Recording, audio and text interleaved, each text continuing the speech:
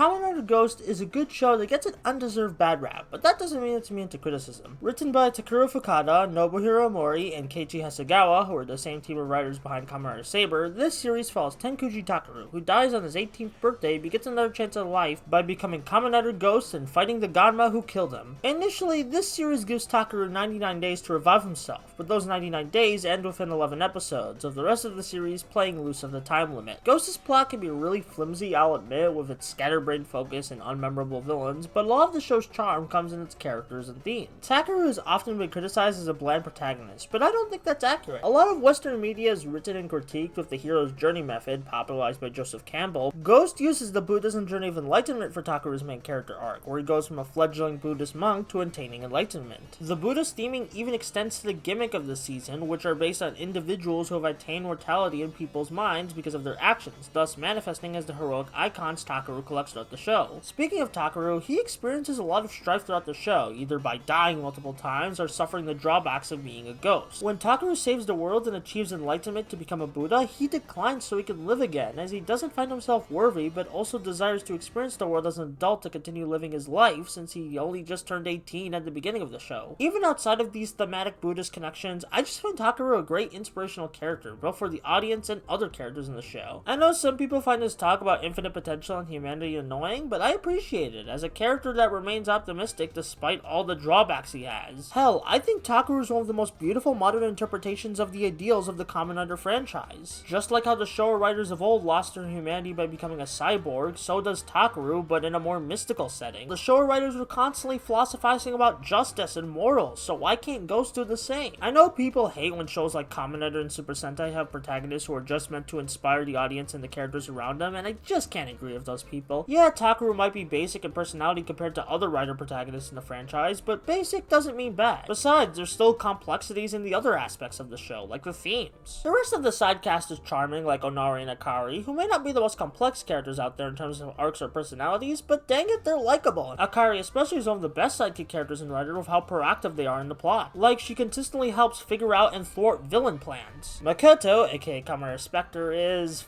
fine.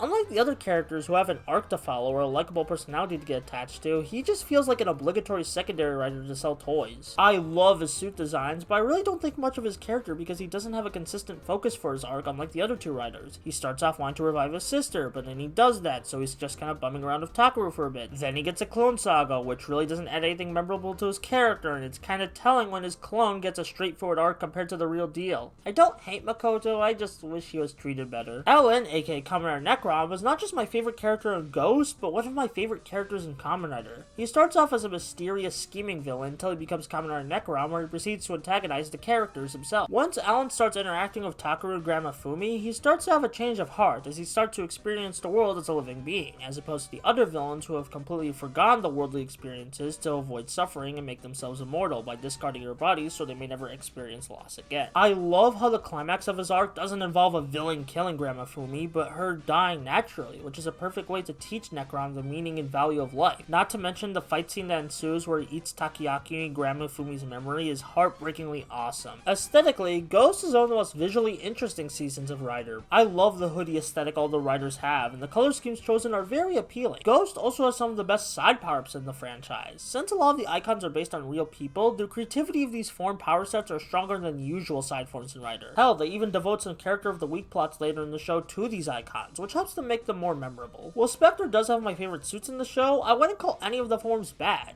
Hell, I'd say this is one of my favorite looking seasons of Rider, top 3 at least. While Ghost isn't a perfect show with its flimsy plot, lackluster secondary writer, and forgettable villains that still serve a nice thematic connection but aren't really engaging as characters, Ghost still has a lot of merit, from its visuals to the charming side cast to Alan's redemption to even Takeru's unyielding optimism despite his misfortune. Even before I dug for all this thematic depth, I still found Ghost a very fun show to watch. If you've been avoiding the show because people say it's bad, don't avoid it, go ahead and watch it. And if you did dislike the show, maybe give it a second chance. Though if you still dislike it even after all that, that's fine, we all have our different opinions. Again, just don't be a jerk that revels in such negativity. Before I end this analysis, huge, and I mean huge shout out to my buddy Aki for helping me research the Buddhism connections in Ghost. Give their Twitter page a follow, at AkiCat_R.